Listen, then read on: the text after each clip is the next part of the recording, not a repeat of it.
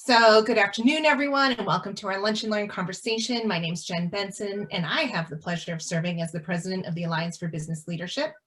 ABL is a nonpartisan coalition of business leaders who all believe that social responsibility and the sustainable growth of the Massachusetts economy go hand in hand.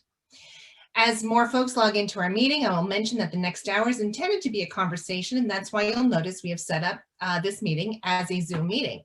Everyone is automatically muted to start, so please remain muted for now before we open things up for Q&A later on. Today's conversation is part of our Lunch and Learn series, where we gather ABL members, partners, and the progressive business community to bring greater understanding to an issue that ABL is working on. Today, we've invited two leaders to help us talk about why offshore wind has tremendous potential to grow our economy and develop our workforce. At ABL, we believe that clean energy is good for business, good for the economy, and good for the environment.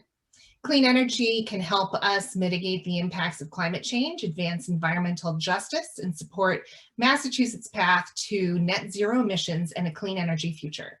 We're excited to talk today about why offshore wind is such an important tool for the Commonwealth's climate goals. Joining me for today's conversation are two leaders and partners in this work, Dorothy Savarese and Susannah Hatch. Dorothy is the CEO of Cape Cod 5 and a member of the Alliance for Business Leadership. In addition to serving as CEO of Cape Cod 5, through which she has received numerous accolades for her leadership, she serves on various nonprofit boards and other initiatives, including the Cape Cod Climate Change Collaborative Board of Directors. We're so fortunate to have Dorothy's voice as a member of ABL and in this work. We are also joined by Susannah Hatch, who is the Clean Energy Coalition Director at the Environmental League of Massachusetts. In that role, Susannah and I have the chance to work together on the New England for Offshore Wind Coalition, where I serve on the steering committee and co-chair of the Massachusetts chapter. We'll be talking more about the coalition's work today. I also want to take a moment to recognize our partners from the Barr Foundation, whose support has been so critical to ABL's climate and clean energy work.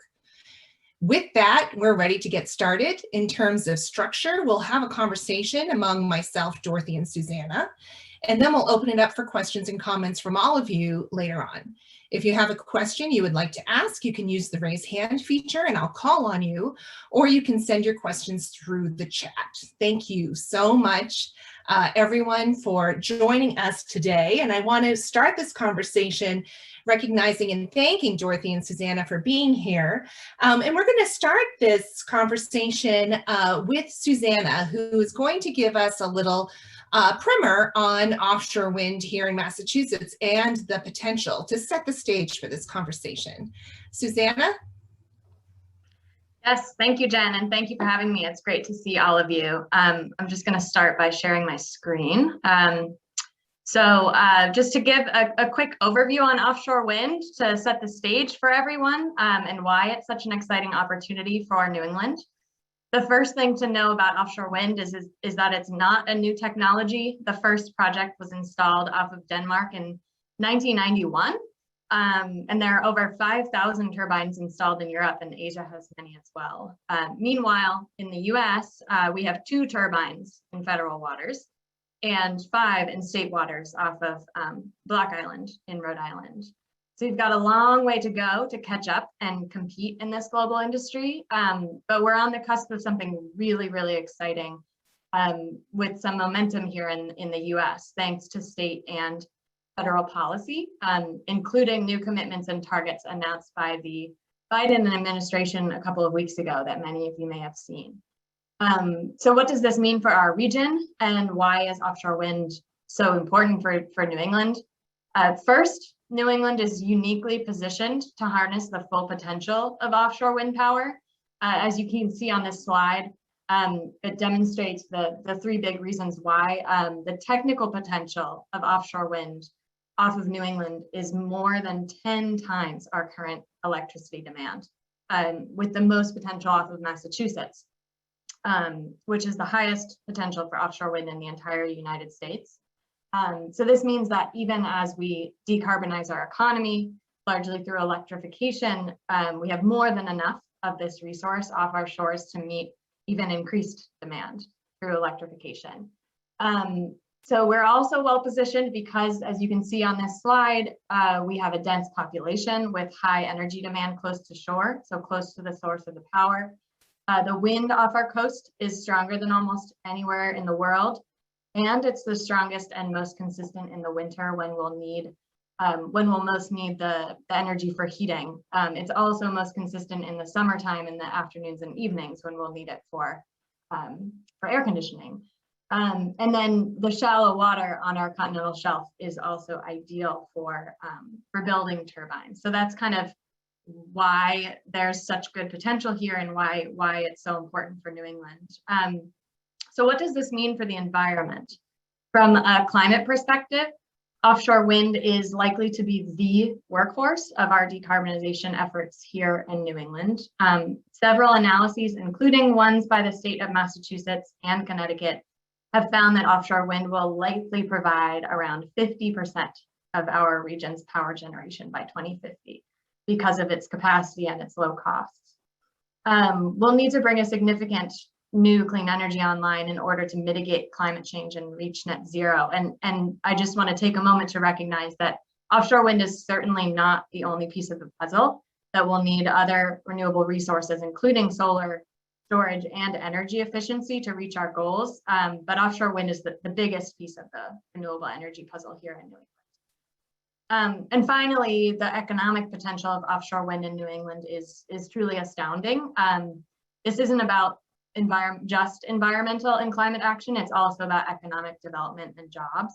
This industry presents enormous economic opportunity. We're talking about a $100 billion industry waiting in the wings.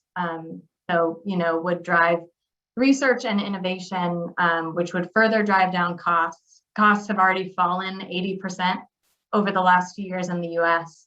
And then further economic investments and development of a supply chain would drive tens of thousands of jobs up and down the East Coast, and even outside of the region of the East Coast in the US. So that's a snapshot of why offshore wind is so important. Thanks, Susannah. That was great. And I think it really exemplifies why ABL is really excited about this, but why this is such a hot topic of conversation here in Massachusetts through our legislature and on a federal level. Dorothy, when you see these numbers, and you live on the Cape, so a lot of conversations sort of in the past about offshore wind and those impacts. Tell me about what your assessment is of the opportunity here and what you're hearing on the ground in your communities. Well, first of all, thanks so much for having me here. And it's so great to be with two experts so that I feel like I'm in the zone of safety, that between you and Susannah, that you can cover all the questions that we're going to get. This is a really exciting time for us to be having this conversation with everything that's going on. And so I really am thrilled to be here. I guess just from Cape Cod 5's perspective, and I certainly can't speak for all businesses, I can tell you what our experience is and how we view this as just an enormous opportunity. And then, the folks who are part of ABL can be thinking about what the implications are for them and for the businesses that they serve. But at Cape Cod 5, we have a commitment to community engagement, and we have areas of focus where we want to make an impact, and environmental stewardship is one of them. Well, one of the things that we recognize is that if you look at environmental stewardship and the viability of the communities is going to be a critical element of that, and mitigating climate impact is going to be a critical impact of that. We serve Cape Cod, Martha's Vineyard, Nantucket, and southeastern Massachusetts. So you can imagine the areas and the communities that we serve are so vulnerable to the impacts of climate change, with the increasing ocean acidification, the warming of the ocean, the increasing severity of storms, the rising sea levels. They've already impacted our local economies, whether it's the fishing and shellfishing and aquaculture, but also, personal property and business property. On Nantucket at this point, you probably know this, on some parts of the island, the erosion is going at a clip of 50 to 70 feet a year. And a lot of residences have actually been moved more than once, just because of the coastal erosion. Obviously, that in fact impacts our flood insurance rates, things like that. And but if you think about it, the eroding beaches and the impact on businesses and the vacation property damage really affects an economic driver for all of Massachusetts, which is tourism. And so, one of the wonderful things is when you say, what are we hearing on the ground?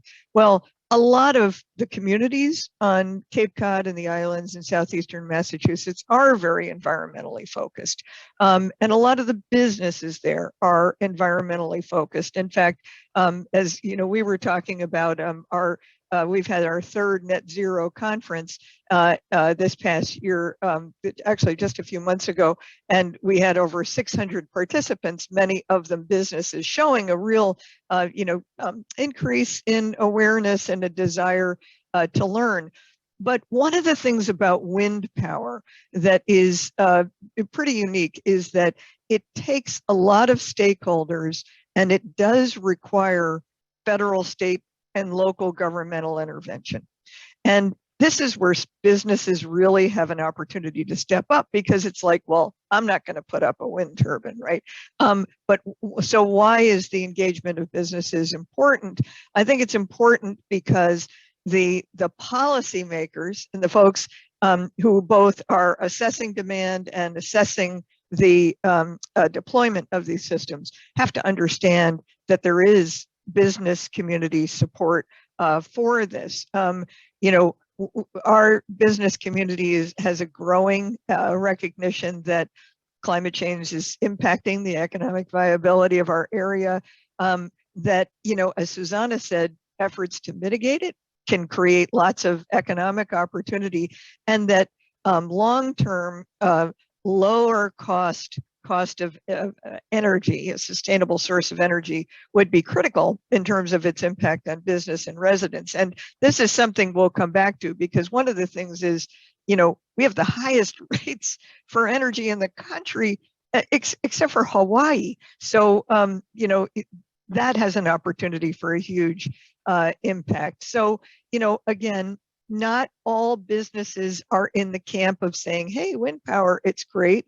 There's been false starts in the past with some issues. So I think understanding that it has, as Susannah said, remarkable opportunity for economic development. We know that nationally, 100,000 people are already engaged in the wind power industry. And a recent study showed that there's an opportunity for 600,000 people. But for us in my corner of the world, there is a huge opportunity, because a lot of the skill sets that are needed for the planning and the installation and the deployment and the maintenance actually already exist and are transferable. So we're super excited about that, and we're excited about the cost savings in the long run and supporting the economic viability of our area. That's great, Dorothy. One of the things you mentioned, and I think it's important to highlight, because it's often used as sort of an excuse by policymakers, other civic leaders, and the public, of this idea of, we already have high costs of energy, right? This is going to drive businesses out of Massachusetts because it's going to increase the cost of doing business. And yet, the other thing you talked about is sort of the increasing cost of doing nothing. Are these conversations happening on the Cape in these communities that are already being impacted? And obviously many other communities in Massachusetts are being impacted. Yeah, these conversations are happening, and one of the things that's precipitating them is, for example, the Vineyard Wind project. So one of the things, I mentioned the sheer number of stakeholders as part of that planning for that project, and this has been going on, as you know, for years. They've engaged business people, native peoples, local residents, the various fishing industries, fishing, shellfishing, aquaculture, in the whole dialogue of what the implications are going to be. And that includes everything from the installation, the environmental impacts, the siting of the landing, you know, the traffic mitigation that goes along with that. One of the wonderful things about that process is that it's actually opened up people to understanding more about that. And this is the perfect example. So Cape Cod Technology Council on Friday, or a week ago Friday, had Vineyard Wind come and, you know, talk about a lot of what's going on in the siting. And it was remarkable how dramatically the project changed to accommodate the input of stakeholders. So as these projects are rolling out, as, you know, New England for offshore wind, you know, gets the word out about that, I think the dialogue is beginning to really spread and explode.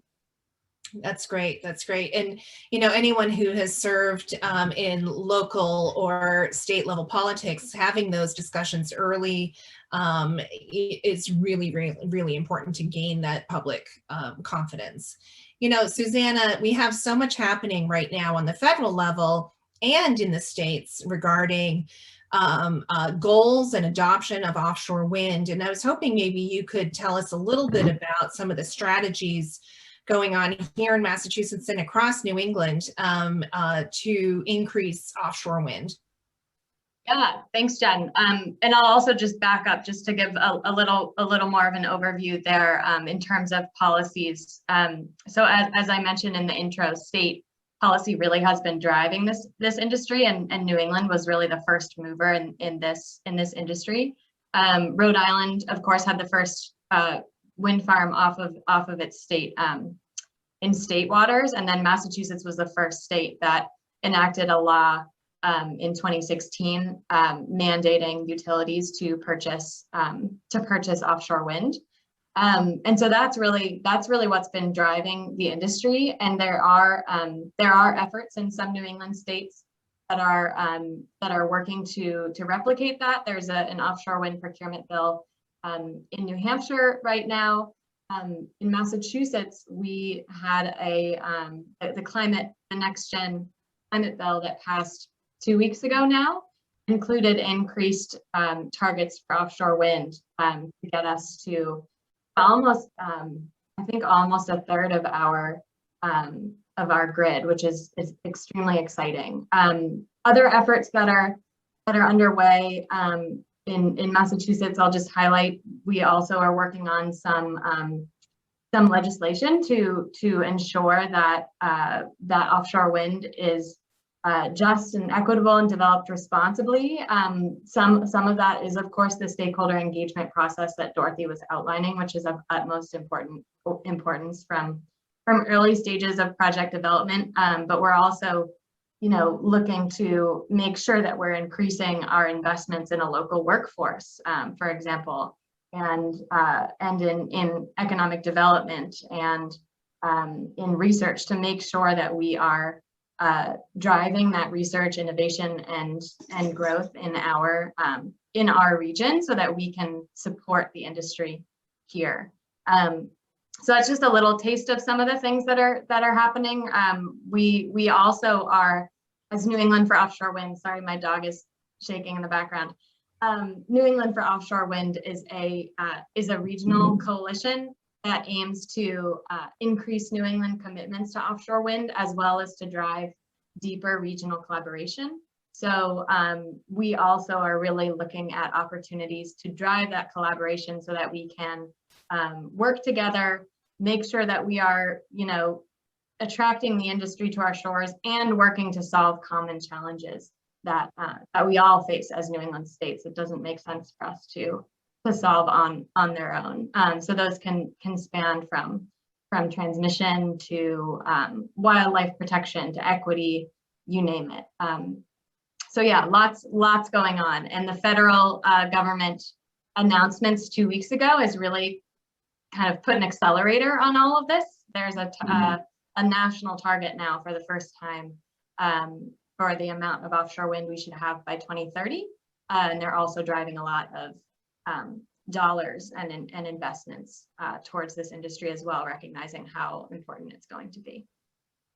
That's great. And, I think it's important to highlight sort of this dual role that we're all working on between sort of the Massachusetts-based solo adoption of offshore wind and then this coalition across New England. And, one of the things I know we talk a lot about is why would we want to collaborate with our New England neighbors on this? And the increased capacity, we share a grid, it increases the number of ratepayers who would benefit.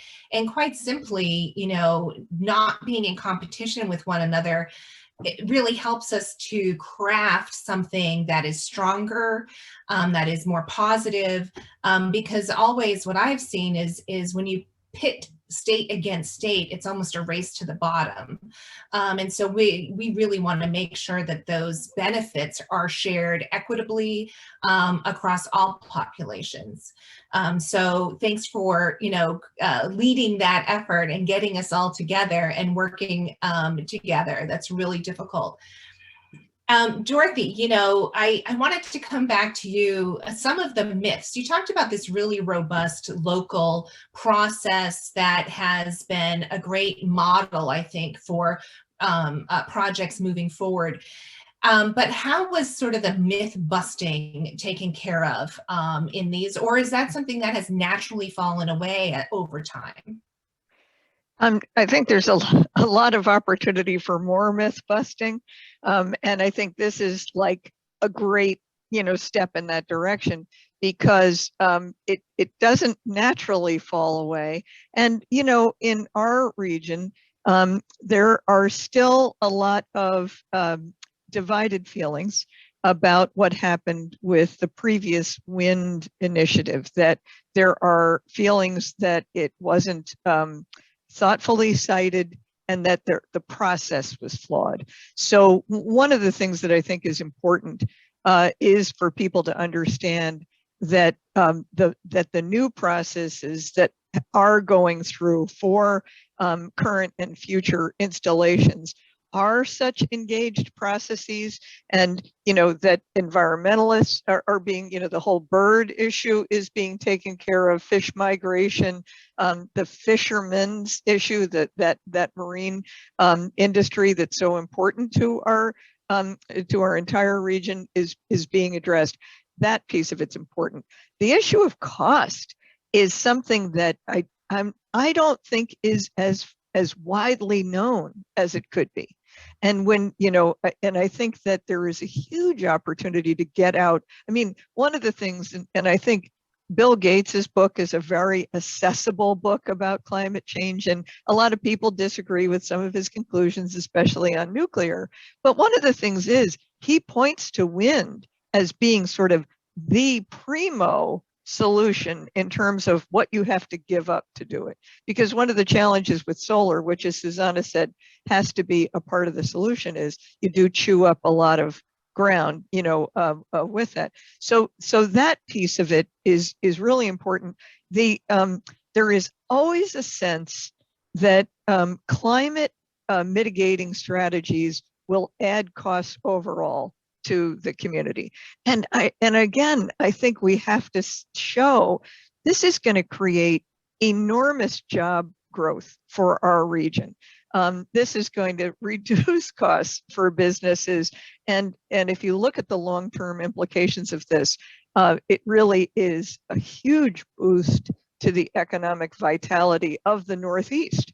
So, those are the things that I think that the myths are still out there, and again, one of the things that I love about both ABL and the New England for offshore wind is that they're getting facts out, because I think we have to have a common basis of facts about it. Susannah, let's talk a little bit about those facts and the impact on jobs and the economy. Part of the Offshore Wind Coalition is really bringing the labor community and others into the conversation to really hear about what their predictions are moving forward as far as job creation. And of course, we hear the Biden administration talking about the good paying jobs that will come out of this industry. So what are you hearing from our neighbors in New England and the other partners that you're working with around sort of this economic and jobs proposal? Yeah, great question. And you know, I think first big picture is that the number of jobs that this industry could support is in the tens of thousands. The Trade Association, American Clean Power Association, found 83,000 jobs by 2030 could come from the offshore wind industry and from indirect supply chain as well. I think the Biden administration is citing something like 77,000, but you know, numbers aside, it's a lot. And I think the key thing that we were super excited to see, as you mentioned, Jen, is that the Biden administration announcements really focused on them being good quality jobs, and said the word union like 5 times. So we are working with labor unions to ensure that these jobs are high quality and family sustaining, because one of the things here is that we need to transition our economy to decarbonize, and that means transitioning away from fossil fuels. And so it's really important that we ensure that these renewable industries are providing ways for workers to transition out of the fossil fuel economy, which is, you know, generally pretty well paying. So that's something that we're definitely looking at. Yeah, I mean, I guess just to address the cost and the jobs and economic development picture, one thing that I usually like to cite, I'm going a little bit back to the myth question. One thing that I really like to cite is just putting in perspective how much energy we spend, how much money we spend on energy right now. In New England, we spend something like this is Massachusetts, $27 billion on energy, and $18 billion of that leaves the state for fossil fuels. So if we are producing that energy here with offshore wind, we're putting that money into our local economy instead, and into local jobs and energy that is being produced off of our shores. So I think that's kind of, you know, if we don't get offshore wind, the alternative is fossil fuels. And so that's why offshore wind is so exciting, because it's local and will drive our local economy and growth here. And one more question: why would the rest of New England that is not sort of along the strip of shoreline care about this jobs picture? How do we share these jobs equitably and really use it as a tool to help communities that have had maybe, you know, a tough time in a depressed economy for a while? That's the $1 million question, and it's certainly something we would hope to be able to see that economic development up and down the coast in New England, and even in not on the coast. One thing that we are looking at, just to give an example of how we share those jobs equitably, is we're working to drive minority economic participation requirements in Massachusetts. So it's focused on a racial equity lens. So one of the things that we've been doing is urging the state to really make meaningful evaluation criteria for minority participation, both as suppliers and in their workforce plans. And so that will help drive, hopefully help drive competition and really help increase the economic participation in our communities in Massachusetts that have really been left behind, and have been, you know, the communities that have been overburdened by the pollution from the fossil fuel industry. So that's one thing that we're looking at, and would certainly look forward to modeling that in other states. But big picture, we are certainly looking at potential for economic development in other states as well, in economically depressed areas. So, for example, Bridgeport, Connecticut is going to be a big staging area for offshore wind. Searsport, Maine looks like it's going to be a potential port. to drive a lot of jobs in construction. So there's a lot of opportunity to make sure that we can spread the jobs around. That's great. So, I want to open this up to everyone. That's why we have this as a meeting. If you'd like to ask a question, make a comment, please use the raised hand feature or put it in our chat. And Cindy already got this ball rolling by talking about sort of the jobs, the labor leaders who have been involved. And so thanks, Cindy, for getting that out there. I also want to just take a moment to acknowledge we have some really amazing people on this call. Joan Lovely, Senator Joan Lovely, thank you for joining us. Mayor Driscoll, thank you for joining us. It's wonderful to see you. Dan Wolf, ABL board member and former state senator, thank you for being here. So, and I hope I'm just trying to look at all the little checks and make sure I got everybody. But, as community leaders, oh, and Steve Pipe from Mass DEC is here. Sorry about that, Steve. I didn't see your Hollywood Square. So I wanted to make sure to acknowledge these real experts, advocates, and community leaders who are joining us, and I'm sure there are many more. But let's get this ball rolling. Does anybody have a question, comment to start this conversation?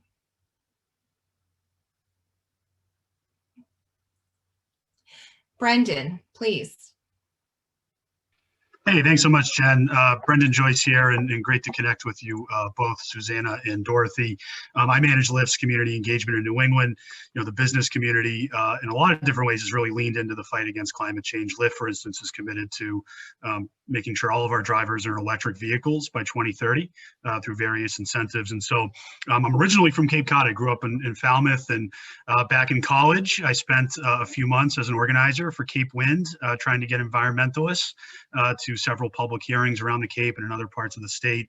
And so at the time, and I know Senator Wolf is all too familiar with the Save Our Sound Alliance in particular, excuse me, but at the time, that was really the main sort of group fighting, against Cape Wind. And, Bill Koch, who had a home on the beach in Osterville, was a big financier of that.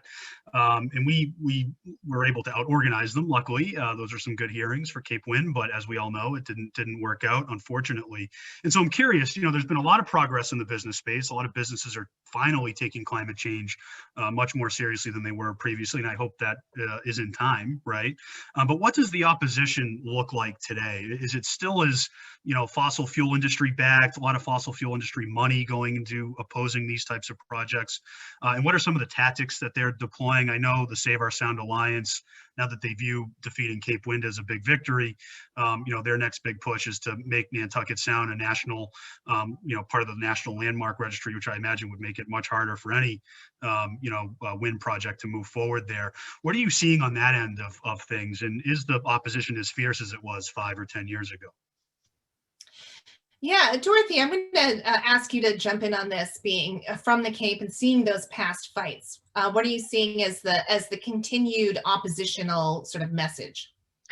Well, and I'm happy to jump in, and I'd love to hear Susannah, because I'm sure she's fighting it on many fronts in terms of some of the more organized national stuff.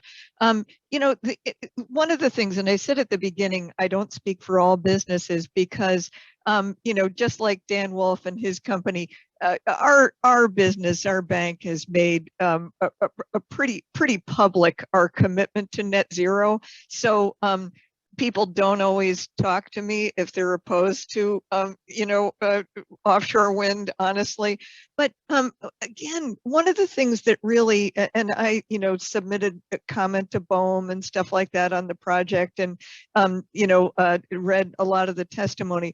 What I've seen has been very specific concerns, particular to different elements of, for example, vineyard wind. What I haven't seen, and again, Dan probably can answer this better than I, but I have not seen the level of organized objection to it that I saw with Cape Wind. And Dan, you're nodding. So, it really has been quite remarkable that whether it's the people have just been beaten about the head too long about it, or because the process itself, perhaps more engaged, perhaps more widespread. I have not seen the organized objections to it, and Dan, if you have seen something different, please say so. But no, Dorothy, you flagged it. I mean, fortunately, Vineyard Wind learned from the Cape Wind lesson that it's all about talking to people early, informing people, relying on facts and science, not letting the hyperbole run away with it. So, I think a lot of it is Vineyard Wind met with key people and stakeholders and has done a great job informing and educating and discussing it, having a real community discussion. The ownership structure also. And Vineyard Wind has been very transparent as far as who's going to benefit, where the benefit's going to go, who's going to share in it. And then, of course, climate change is much more front and center in everybody's agenda. Right. Right. So, I think that all of those factors are going to lead to a much better and more fruitful outcome. But I'd be so interested to hear from Susannah, as to, I know that, for example, on some of the solar stuff, that a lot of the fossil fuel companies have just gone ahead and bought up a lot of those companies. But is there an organized fossil fuel resistance to offshore wind? So what's really interesting about offshore wind is that a lot of the industry is actually being driven by fossil fuel giants. So, in some respects, it's a little concerning because they are those large multinational companies, but it's exciting that it's providing those companies with an opportunity to actually change in a way that will be better for the environment. So just as a few examples, Mayflower Wind, which is a Massachusetts project, is the parent company is Shell. Equinor used to be former Statoil.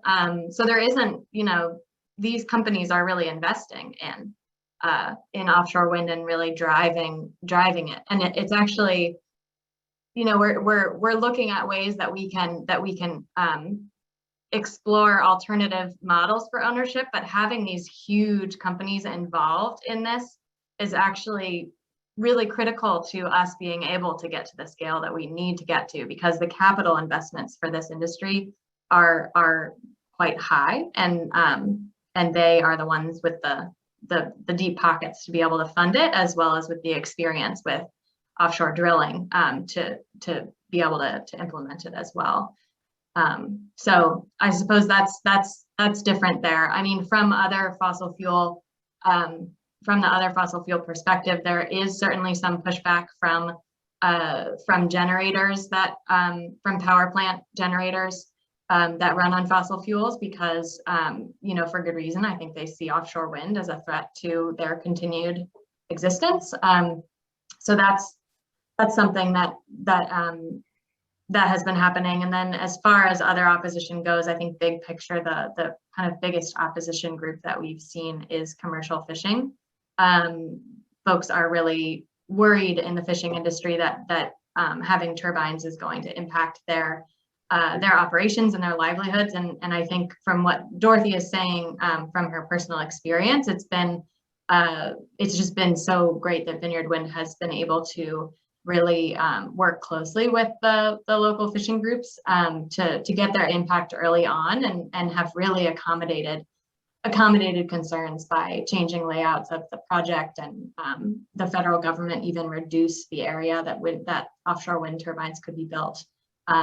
So it's really important to listen to those concerns, and that group is still mobilizing in opposition to offshore wind. But I think I'm encouraged to have seen some good compromises being made to help kind of address that issue.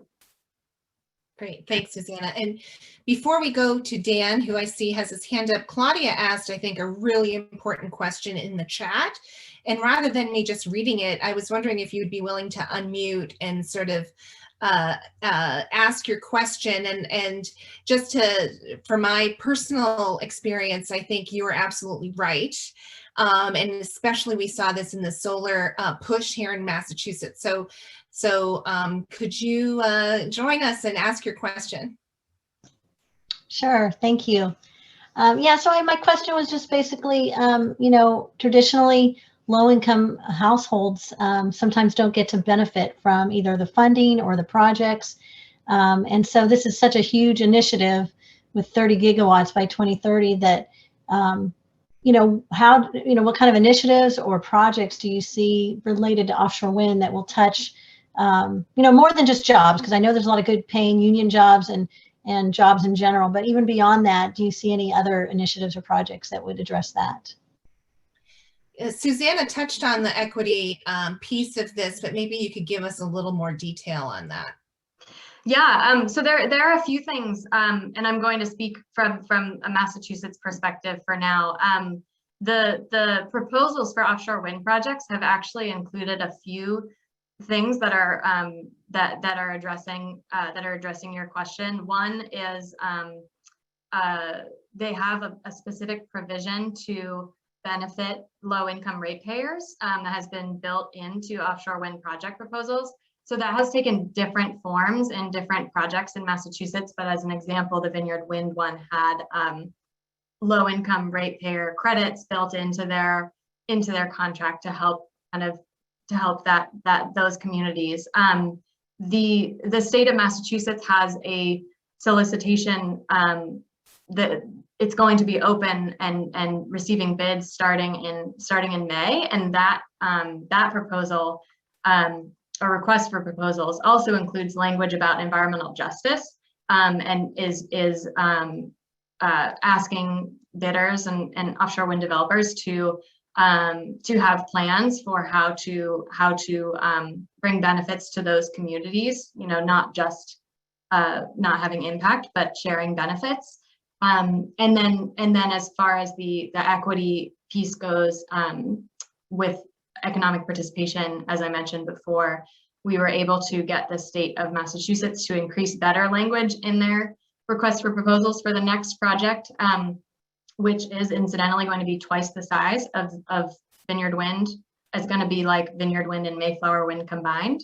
And so they did add language that requires the offshore wind developers to have plans for increasing minority economic participation in their suppliers and in their workforce, which is super exciting. So those are kind of three avenues that we're seeing right now, as far as benefiting those communities. And as I mentioned before, we're also interested in exploring alternative models for ownership in the future. So that's going to be some research that we'll be doing down the line. I hope that answered your question.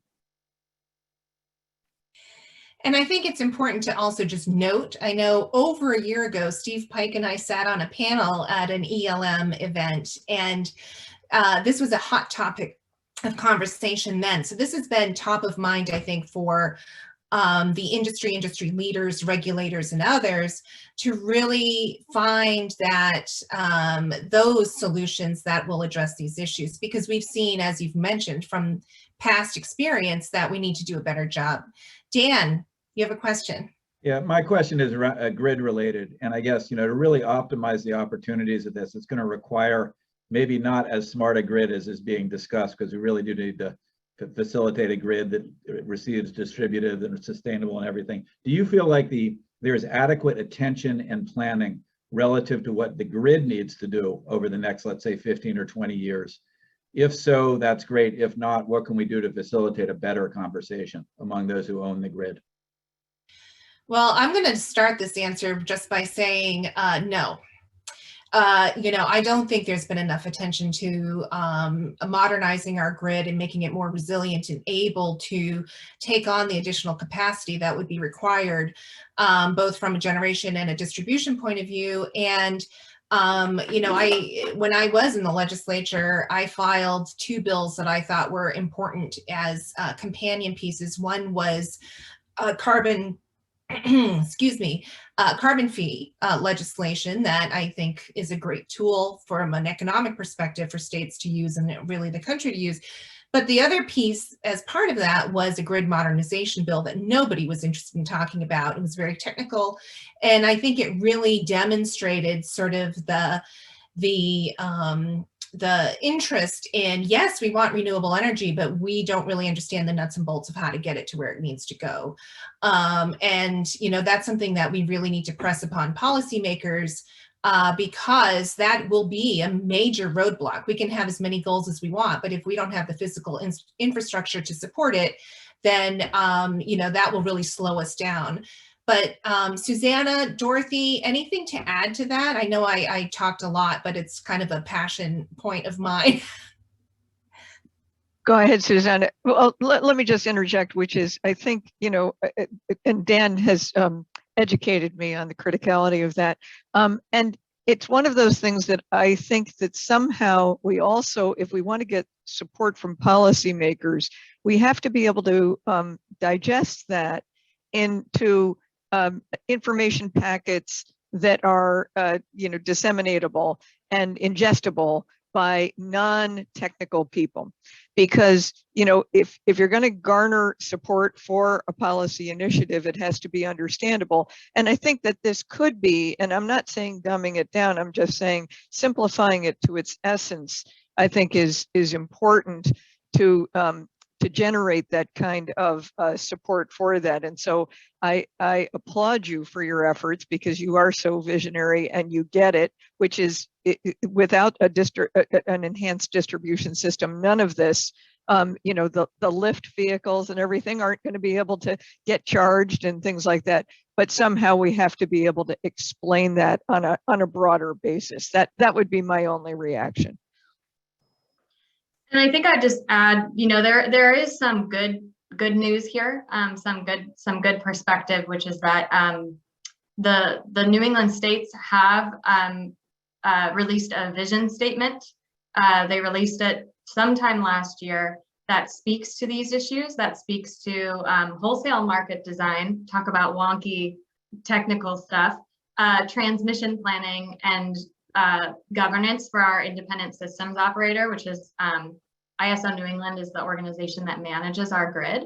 And so the 6 New England states have actually come to somewhat of a consensus on you know, kind of principles underlying those efforts, and have been working together to lead technical conferences that are hosted by all 6 of them, which is, you know, something that we don't often see in our region. And so we are really excited to see them looking at these efforts regionally and trying to really proactively plan. And so that process is going to be really important.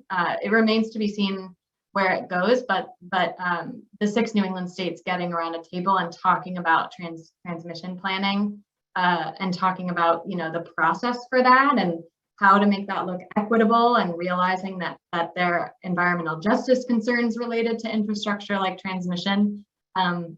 I find that really hopeful to see that process happening. So we'll be keeping our eyes on that and staying engaged and where we can. And the other thing, I'll just add one more thing to this, and it's not even necessarily an technical infrastructure piece, is the profit motivations around how to pay for this.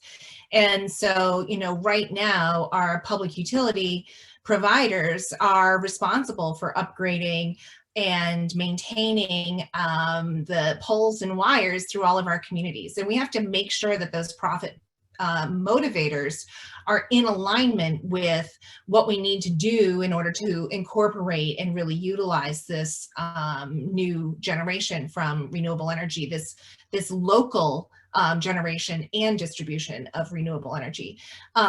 Michael, you have a question? Sure. And I sort of want to piggyback a little bit on this question of grid modernization. And Susannah had talked earlier about the deep pockets of fossil fuel companies that are coming into this space.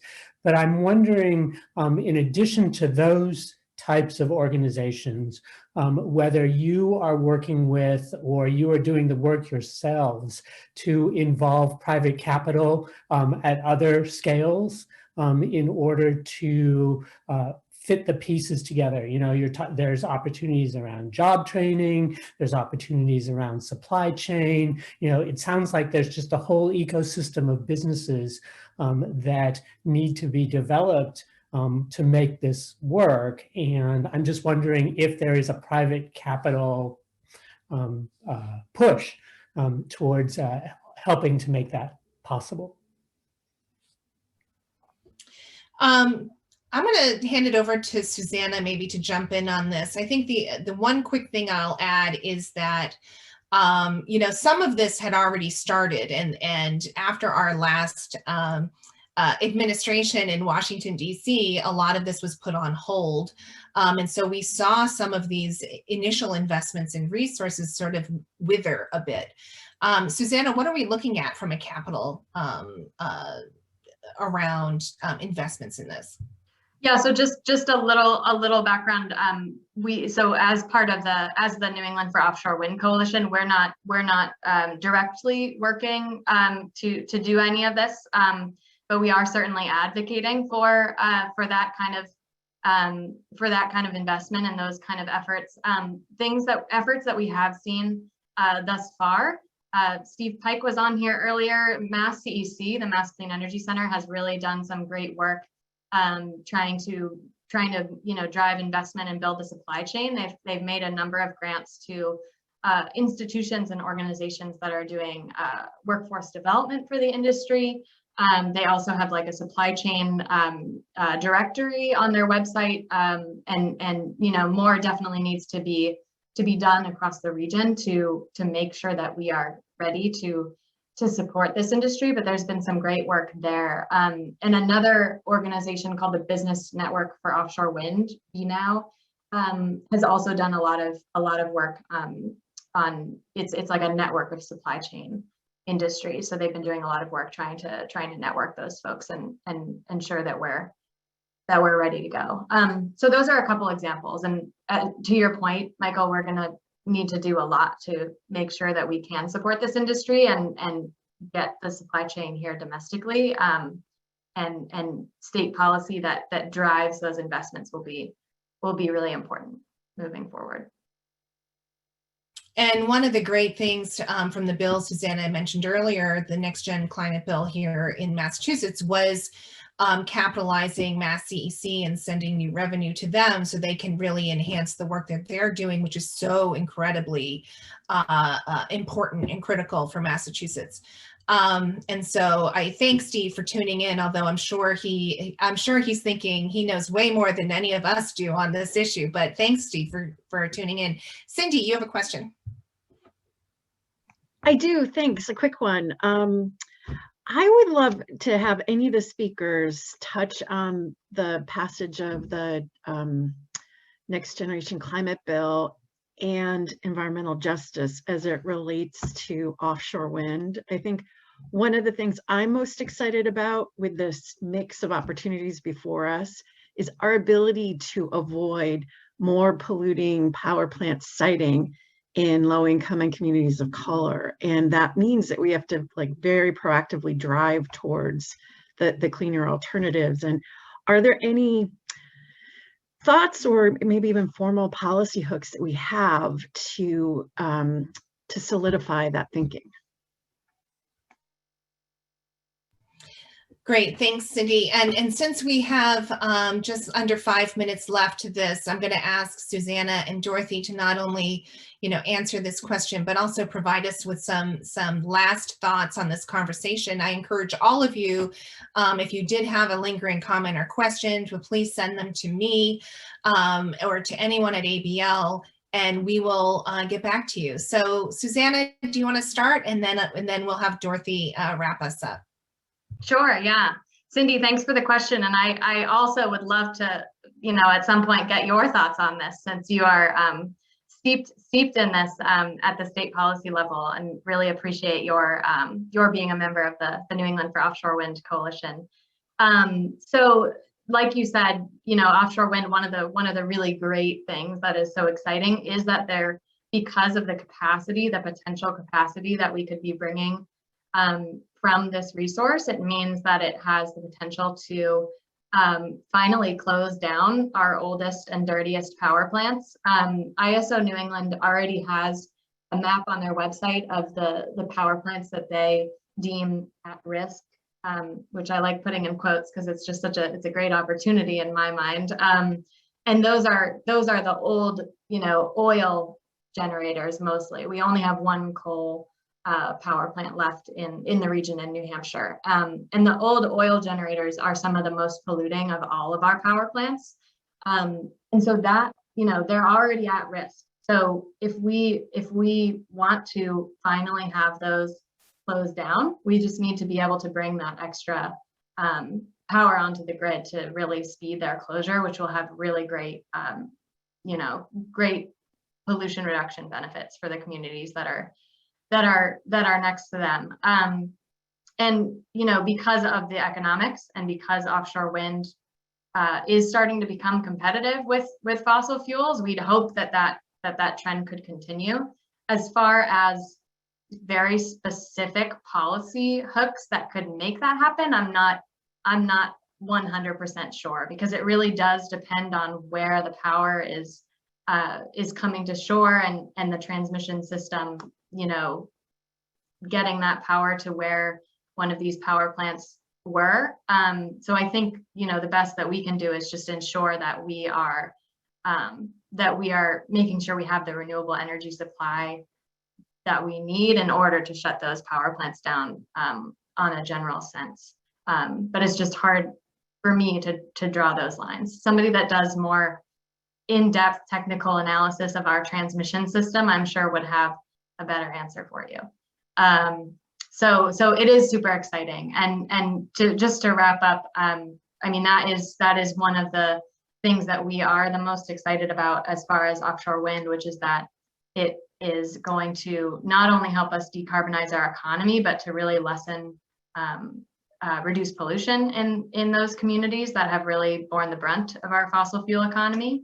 And we're super excited about these other initiatives that we're looking at to drive benefits as well beyond pollution reduction. So yeah, I'll end there. I see that it's 12:59, but I really appreciate all of you for being on and being interested in offshore wind, and look forward to future talks.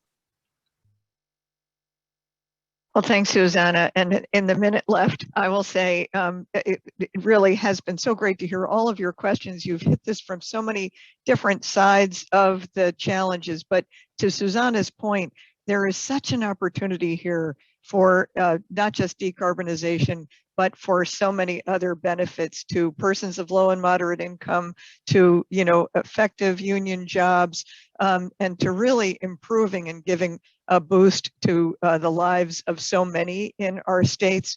One of the things that's exciting for me as a business person is that by joining ABL, by joining New England for offshore wind, you can have people who are as knowledgeable as Susannah and Jen and all of the other folks, including people here today, advocating in a very informed way. But by lending your voice to it, you can actually help leverage that and help move things along. And, Brendan, to your point, making sure that there is the support to it that can counter any sort of objections. So I'm just delighted to have been included today. I feel like I know less about it than all of you, but I think, again, all of our voices together can make such a difference. So again, thanks to Jen and Susannah for letting me be on here with you.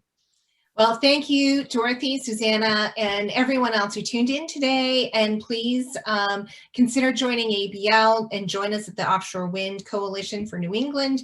We would love to include your voice in all of these events. Thank you so much and have a great day.